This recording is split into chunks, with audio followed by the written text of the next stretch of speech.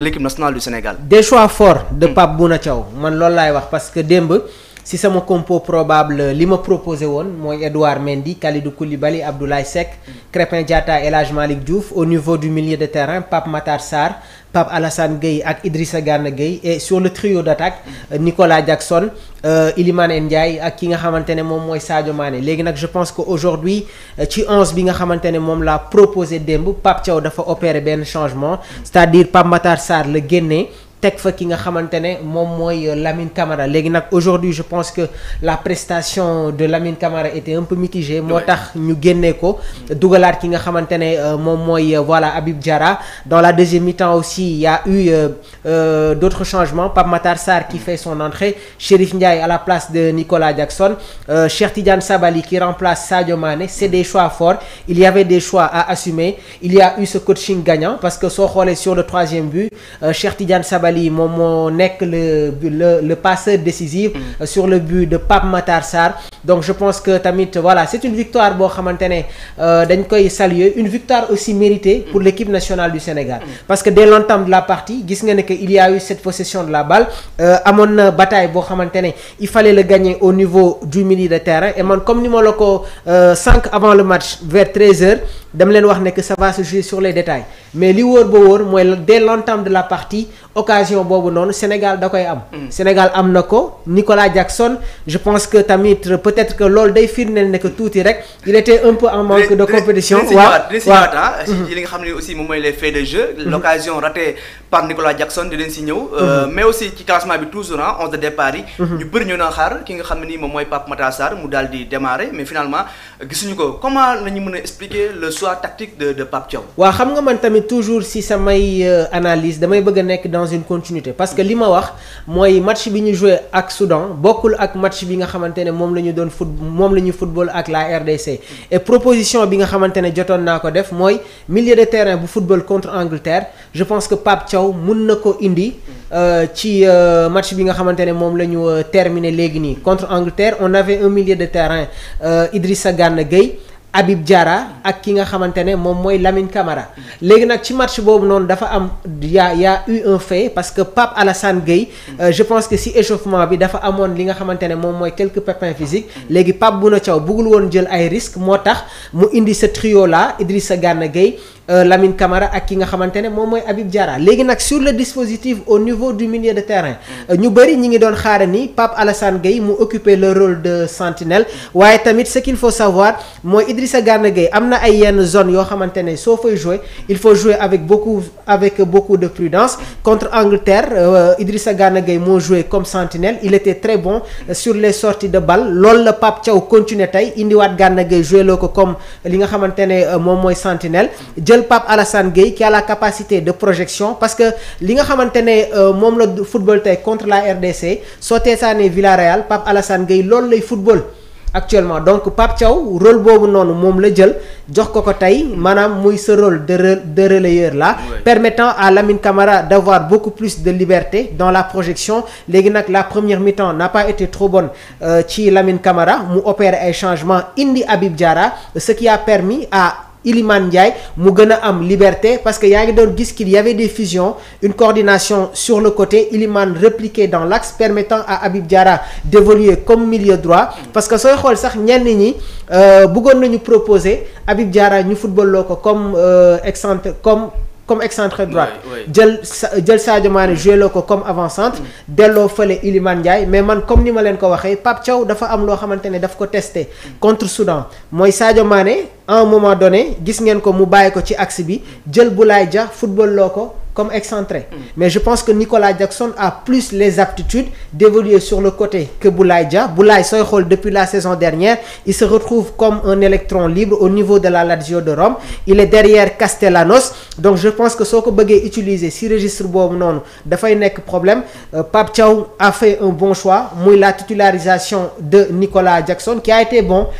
bon sur les décisions waaye tamit sur ses appels indil na des problèmes à la charnière centrale congolaise léegi nag nag je pense que Sadio Mané il faut que ñu xam nan lañ koy utiliser il y avait un choix fort moo waral changement boobu noonu am sur le cas de Sadio Mané parce que tamit y a beaucoup de critiques déjà ci commentaires yi maa ngi gis les internautes déjà ñoo ngi wax yi nga xam ne aussi moom moo jëm ci Sadio Mané Mouhamed Dionne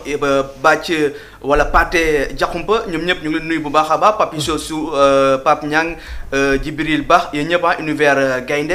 yéen ñëpp ñu ngi leen di ziar bu baax a baax Cheikh Bassir Mbodj Alioune Badara Kanté donc léegi-léegi dañuy ubbi antenne bi ngeen joxe seen xalaat ci li nga xam ne aussi dox na ci marché bi nga xam ne nii Sénégal am na ci ndam lu rëy nekk marché bu doxoon diggante Sénégal ak ki nga xam ne ni moom mooy Congo déjà ci défense bi Mamour parce que gis nañ ne premier mi-temps bi jël nañ ñaari buts yoo xam ne ni xëy na ci gis-gis nekk na ay buts yoo xaw a yomb ndax Kalidou Koulibaly gis nañ sur les deux actions yëpp dañ ko daal di déposé il paraît que ne avec ki nga xam ne ni aussi moom mooy Niakhaté lañ gën a mën a am li nga xam ne moom mooy la solidité défensive. waaw comme ni ma ko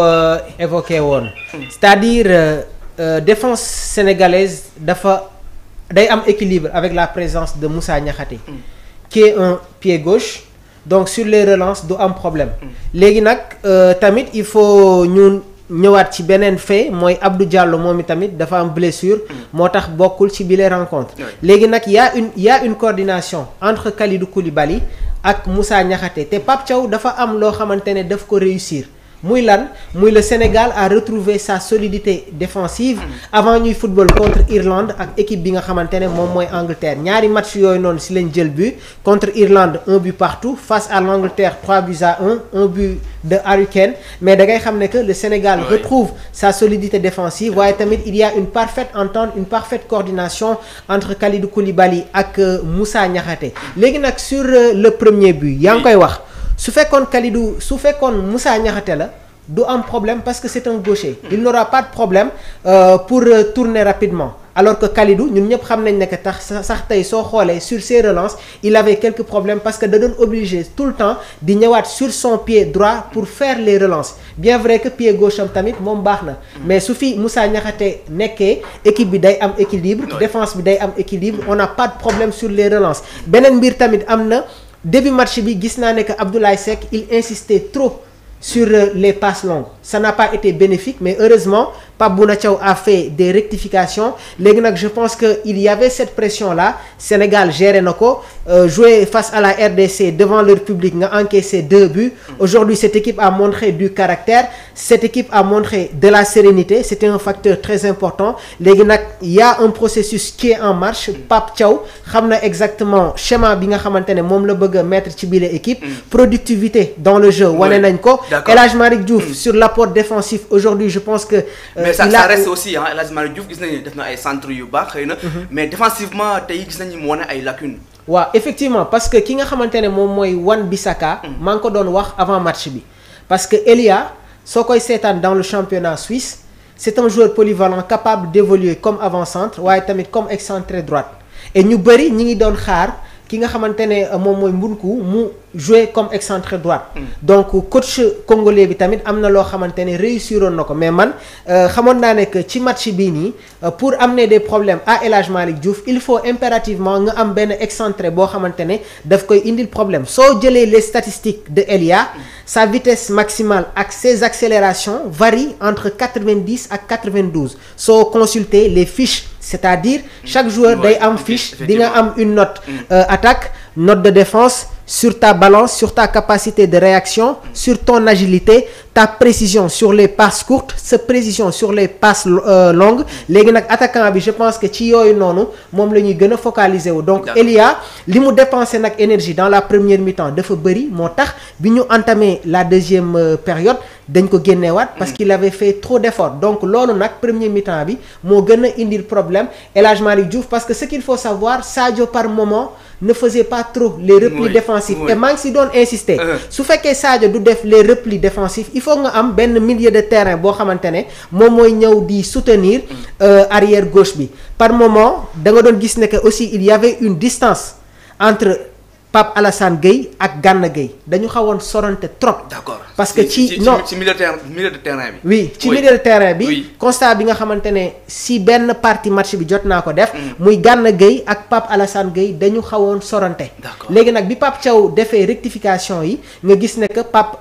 Alassane était beaucoup plus à l'aise si la commencé jël si bal yi sur le premier but tu as vu ce qui s'est passé maa ngi doon insister sur les jeux de triangle sur les côtés sur le côté droit Crépin Diatta Camara ak Iliman Ndiaye sur le côté gauche ça marchait pas trop mais maa ngi doon xaare ni aussi sur les phases offensives ñu gis des jeux de triangle entre El Hadj Malick Diouf Pape Alassane Gueye ak Sadio Mané léegi Sadio Mané nag je pense que aujourd'hui y a des interrogations yoo xamante ne foog ñu indi ko concernant sa continuité. On va y revenir le cas de Sadio Mané gis nañ tamit il a joué presque lu ëpp ci match bi mais xëy na lu ñu ko doon xaaree ci lu bëri gisuñu ko ci moom déjà les internautes ñoo ngi réagir par rapport à ça mais on a vu quand même un match très intéressant de la part de Iliman Ndiaye def na performance yu am solo il est nekkoon na ci premier but bi deuxième but bi aussi tamit gis nañ ko dans les actions